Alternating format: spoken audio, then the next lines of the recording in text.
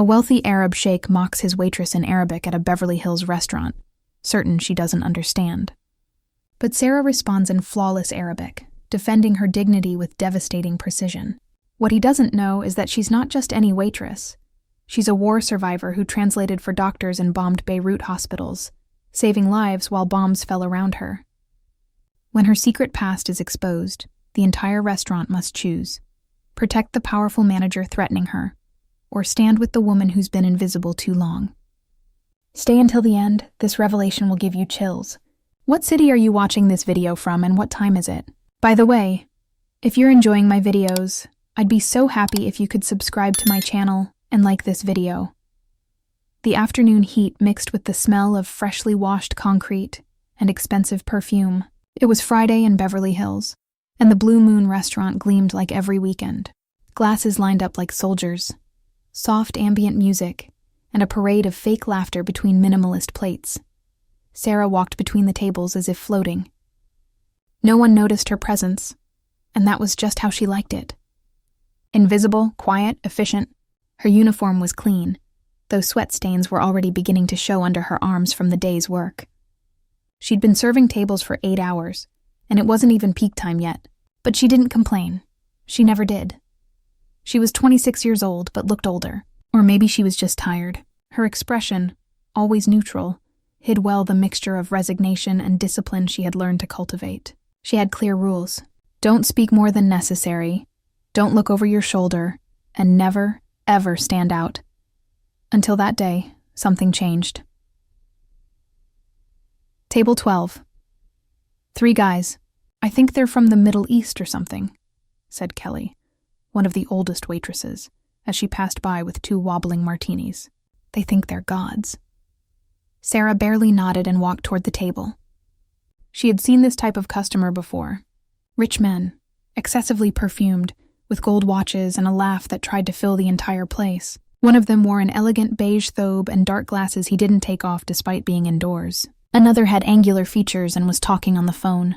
The third, heavier, smelled of tobacco and imported cologne. When she approached, Sarah lowered her gaze slightly and recited her usual phrase with a calm voice. Good afternoon, welcome.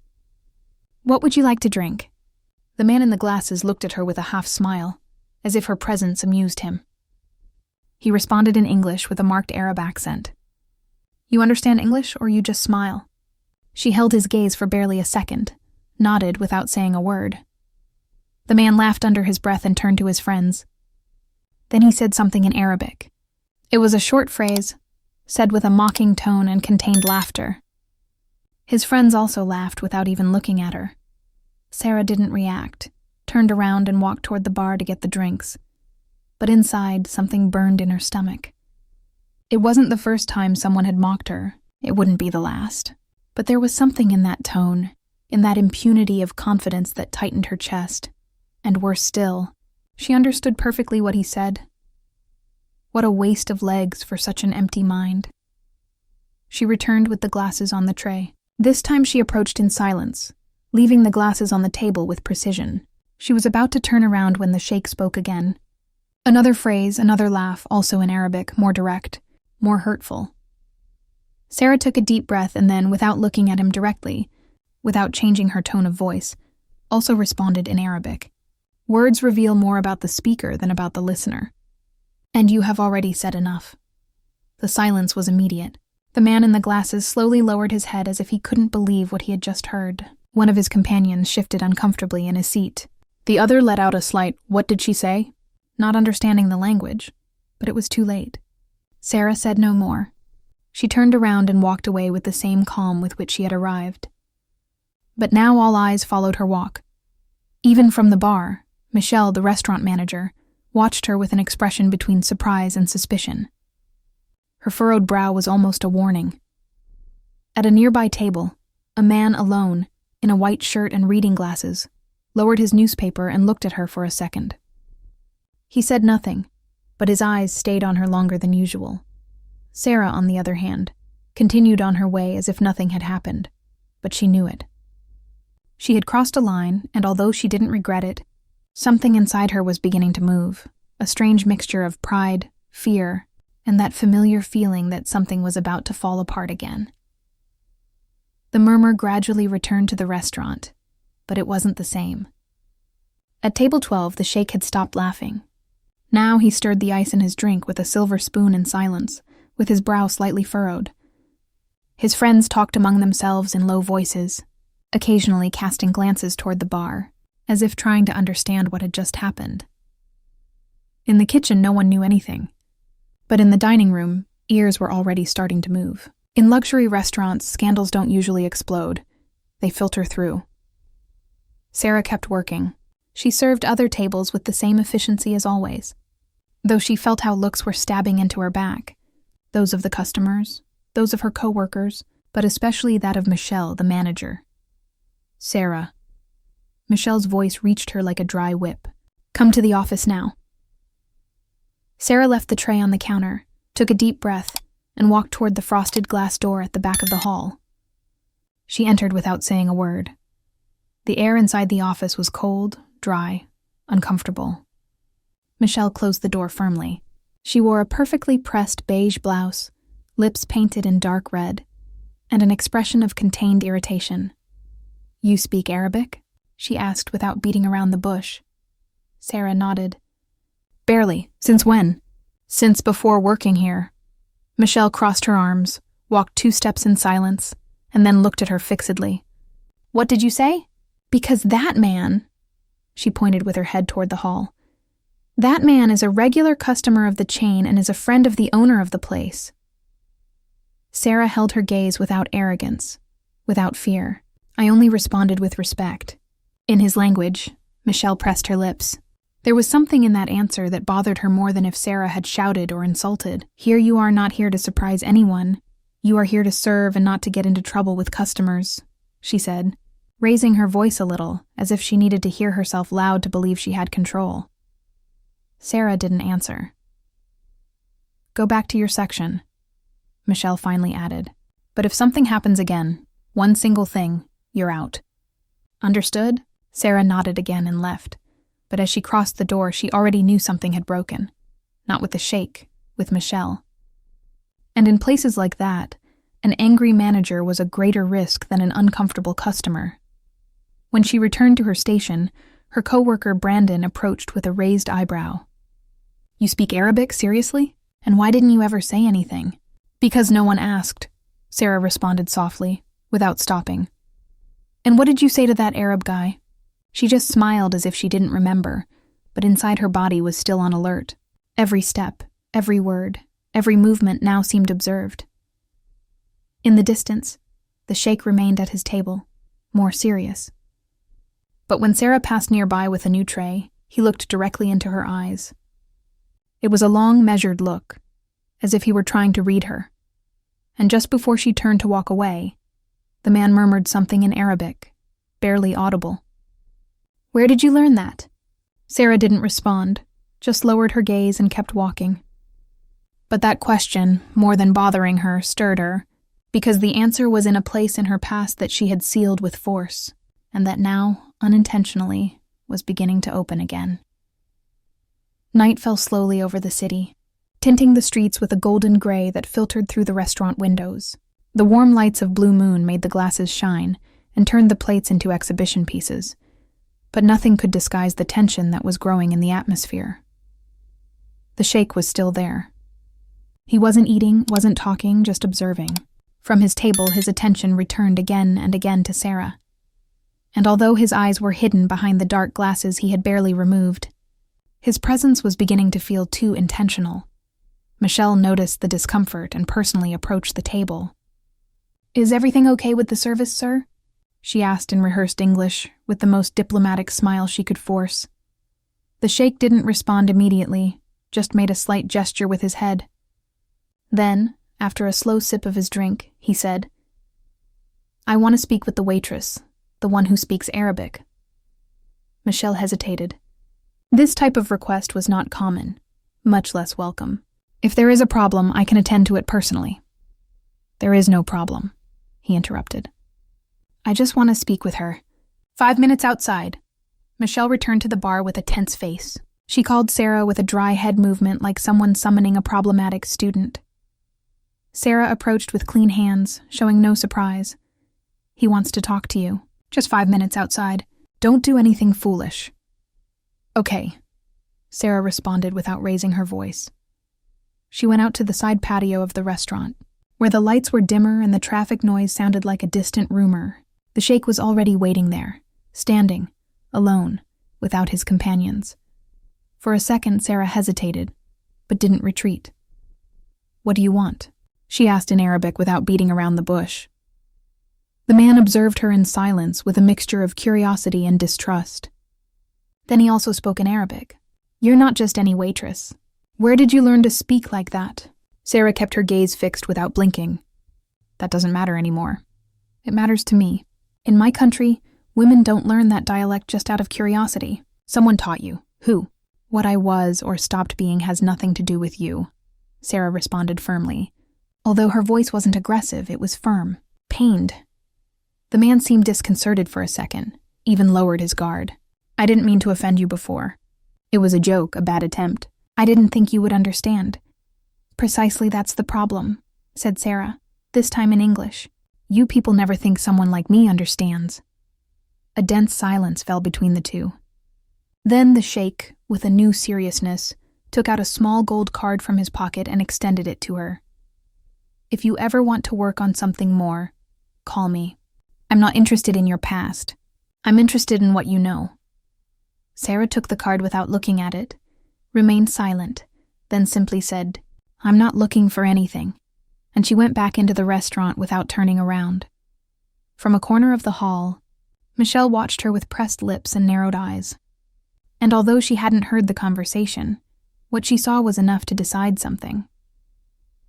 That night, while Sarah was changing in the locker room, she found her locker slightly open. Someone had touched it, and on top of her clean uniform was a note written in quick, almost trembling handwriting. Who are you really? Sarah read it once, wasn't surprised. Just tore it up in silence and left walking toward the street as if nothing happened. But inside something was stirring, because that was the question she feared most. Saturday night, Blue Moon was packed. Tables reserved for weeks, waiters running from one side to another, and Michelle, the manager, supervising every detail with a gesture of command that bordered on hysteria. Sarah did her thing. Loaded trays, firm steps, eyes down, as always. But since the incident with the sheikh, the looks hadn't stopped weighing on her. Not just Michelle's, but also those of some regular customers who, through distorted rumors, had already heard something about the waitress who spoke Arabic. That night, a surprise awaited. A group of Lebanese businessmen had reserved one of the central tables. Someone in the kitchen whispered they were property owners, government partners, people with real power. Michelle personally took care of receiving them, but when it came time to assign a waiter, one of them asked aloud, "We want the girl who speaks Arabic." The entire hall seemed to freeze for an instant. Michelle hesitated, forcing a smile that didn't reach her eyes. "Of course, right away," she responded with a voice that hid her discomfort. Sarah felt a chill, but couldn't refuse. She walked toward the table, tray in hand, heart pounding in her chest. The businessmen received her with a gesture of friendly surprise. Not all of them spoke Arabic, but the oldest of them, a man with white hair and an impeccable suit, did. He spoke to her with respect, as if suddenly the entire room had changed hierarchy. Sarah answered calmly, translated the menu suggestions, explained the chef's specialties in their language. For the first time in months, her voice wasn't limited to "good afternoon" and "what would you like to drink?" She spoke, expressed herself, existed, and the most unexpected thing happened. The customers began to applaud her, not with fanfare, but with that spontaneous gesture that breaks formality. A brief, genuine applause. The entire hall turned. Some customers, without understanding anything, joined in with complicit smiles. The chef from the kitchen peeked his head out in surprise. Even Brandon, her waiter colleague, winked at her with pride. For the first time, Sarah felt they saw her, not as a gray uniform, but as a person. For an instant, something inside her ignited, a discreet, warm, dangerous pride. But not everyone smiled. Michelle, from the bar, watched with a hardened face, and although no one else noticed, her fingers tightly gripped the order notepad, as if she wanted to break it. The night ended between discreet congratulations from the businessmen and some generous tips. Sarah changed at the end of her shift with a slight calm in her chest. She thought that maybe what happened with the sheikh hadn't been a mistake, that perhaps there was a place for her beyond invisibility. But as she went out onto the street, the fresh air brought her back to reality. On the corner, leaning against a black car with tinted windows, was one of the sheikh's bodyguards. He watched her in silence without moving, and when Sarah looked at him directly, he just raised a hand and pointed at her like someone marking someone to remember. That gesture erased all the warmth of the applause received because she understood something. What she had gained that night wasn't recognition. It was unwanted attention. Monday afternoon, the restaurant was calmer. It wasn't a full night, but still the tables were gradually filling up. Sarah worked with the same calm as always, though inside the shadow of the sheikh's bodyguard still pursued her. She hadn't seen him again, but the feeling of being marked didn't disappear. Midway through the shift, Michelle called her to the office. The same frosted glass door, the same cold atmosphere. Sarah entered without showing nerves. On the desk was an open folder and on top a printed sheet with her full name. "Do you want to explain this to me?" Michelle asked, pushing the paper toward her. Sarah looked at it. It was a blurry copy of her job application, but there was something more. Notes written by hand, as if someone had investigated her past. "I don't understand," said Sarah in a low voice. Michelle didn't smile. "I understand. Here you put that you only studied through high school, but it turns out someone called me saying that's not entirely true, that you had another life in another place and that you don't want anyone to know." The air became heavy. "Who called you?" asked Sarah, though she already intuited the answer. Michelle leaned toward her with a hard look. "That doesn't matter. What matters is that right now everyone is talking about you, and not because you're a good waitress, but because someone like you keeps secrets." Sarah pressed her hands against her skirt. "I didn't come here to cause problems. I just want to work." "Well, you already caused them," Michelle interrupted. "Saturday you thought you were a star, didn't you? Applause, praise, smiles. But here there is no place for waitresses who think they're more than the customers. Here you are replaceable." Sarah swallowed, trying to hold herself together. "I don't think I'm more than anyone. I just responded with respect." Michelle smiled, but it was a poisonous smile. "That's what bothers me most about you, your silence, your calm, as if nothing could touch you. Well, look," she pushed the folder toward her roughly. "They already touched you. If you stay here, it will be a matter of time before your secrets come out." The final blow wasn't a shout. It was the last phrase said in an almost whispered tone. "Think carefully if you want to come back tomorrow." Sarah left the office with a rigid body, accelerated heart. As she crossed the hall, she felt how looks landed on her. Some curious, others indifferent, and one in particular, that of the man with reading glasses who used to sit alone. This time he didn't look at her with curiosity, but with a deeper interest. She left the shift early. She walked down the street with quick steps, trying to ignore the feeling that something was following her. And just when she turned the corner, she saw it. A black car, the same one she had seen on Saturday, was parked half a block away. The rear window lowered just a few centimeters, and from inside, a deep voice spoke to her in Arabic. Sometimes running only makes more noise. The car started slowly and disappeared into traffic. Sarah stood motionless, her throat dry. Saturday's applause already seemed like a distant, almost ridiculous memory. Now the only thing she felt was that her past, the one she had buried with so much effort, was about to catch up with her. That night, Sarah couldn't sleep. The lights from cars passing in front of her small rental room filtered through the thin curtain, illuminating her open eyes. Every street noise startled her. Footsteps, engines, doors closing. She knew she could no longer keep hiding. The next day, upon arriving at the restaurant, the man with reading glasses, that silent customer who always ordered coffee and read an old newspaper, was already at his table, but this time he didn't open the paper. He waited for her. When Sarah approached, he spoke in slow English with a foreign accent. "Don't be afraid. I know who you are." Sarah felt an emptiness in her stomach. You're mistaken, she responded calmly, trying to follow protocol. Would you like the usual? The man shook his head and lowered his voice. I also lived in Beirut. The words pierced her like a blow. For the first time in a long time, she lost her composure. Her fingers trembled over the notepad. She sat in front of him without asking permission. She needed to know. How do you know? She whispered. The man took a sip of coffee without looking away. Because I was there at the Hamra hospital when the bombs fell. I remember a young woman who translated for the doctors. I remember how you shouted at the soldiers to let the wounded in.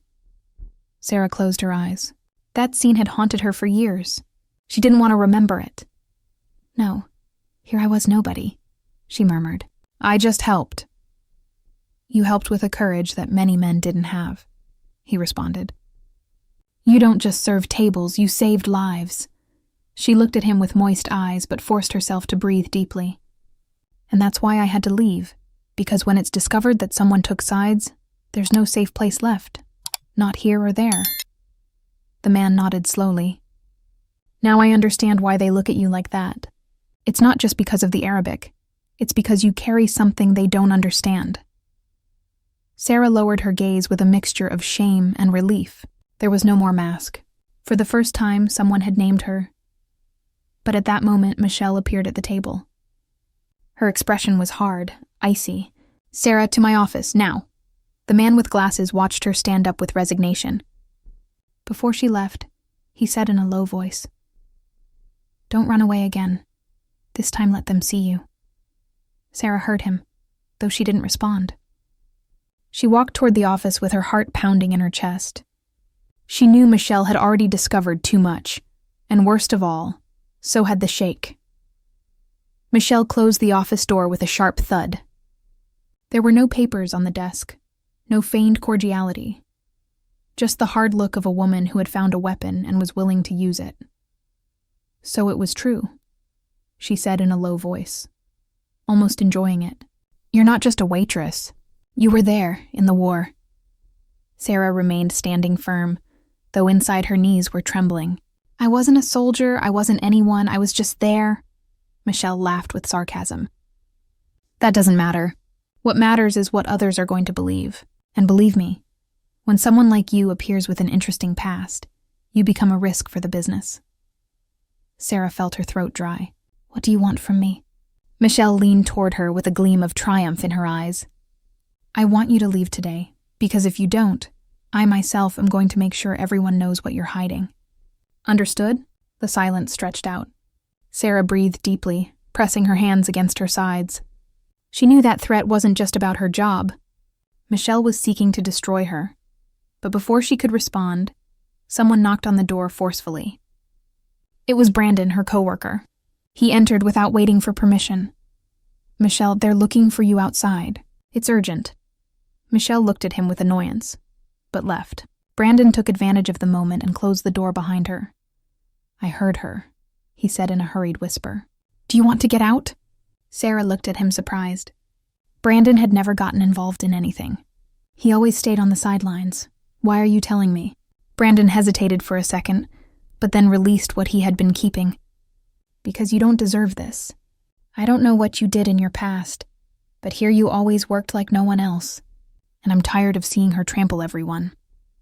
Sarah could barely respond with a slight thank you, because Michelle came back in. This time she wasn't alone. Behind her, like a heavy shadow, appeared the Sheikh. The air became dense. She is, said Michelle, pointing at Sarah with a gesture of poisonous satisfaction. The Sheikh looked at her in silence.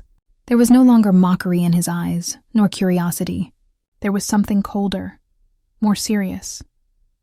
I need to talk to you, he said in Arabic with a low but firm voice. Sarah held his gaze, and in that instant understood she could no longer keep running. Her past was already in that room looking her in the face. Okay, she responded in Arabic, but this time it will be in front of everyone. She left the office and walked toward the hall. Customers, waiters, even the chef stopped to look. The tension spread like an electric rumor. The Sheikh stood in front of her in everyone's view. Tell me the truth, he said in marked but clear English. Who are you really? Sarah felt how the restaurant's silence enveloped her. Every look, every held breath weighed on her shoulders. But she could no longer stay quiet.